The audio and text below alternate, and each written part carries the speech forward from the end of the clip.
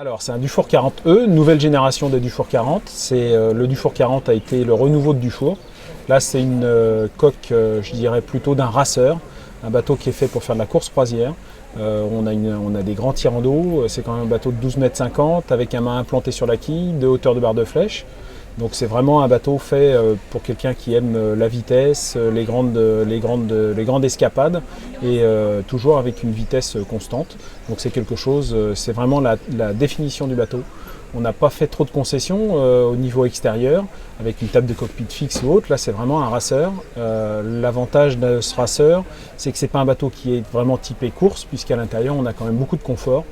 Voilà, donc c'est un bateau qui est équipé avec un moteur avec un Z-Drive, ce qui est quand même assez intéressant puisque c'est un bateau qui pivote sur sa quille avec une propulsion supérieure par rapport à une ligne d'arme.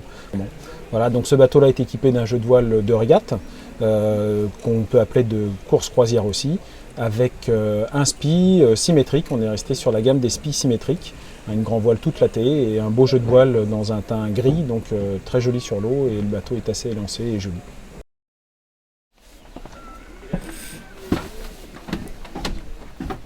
Donc l'intérieur du 40E, assez cossu, on voit que la sellerie a été mise en alcantara blanc pour rehausser la couleur. Voilà, avec une boiserie qu'on appelle Moabi chez nous, qui est quelque chose qui est assez pérenne dans le temps, avec un fil de bois assez souple. On a, le but du 40, c'est un bateau convivial, donc avec un grand carré, avec la table qui se déplie, on peut manger à 8 ou 10 personnes autour de la table, ce qui est rare. Cuisine en L, donc plutôt une cuisine à naviguer. On a opté ici pour une version, donc une seule salle de bain, c'est un 3 cabines, une salle de bain. La salle de bain est bien sûr équipée avec un système holding tank, c'est de récupération des eaux usées.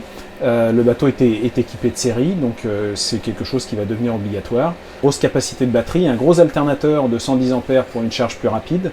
On a décidé d'avoir un électronique assez équipé, donc avec un gros traceur, GPS traceur, une VHF avec le système AIS et ASN, et équipé aussi d'un gros pilote automatique pour que la navigation se fasse dans de bonnes conditions.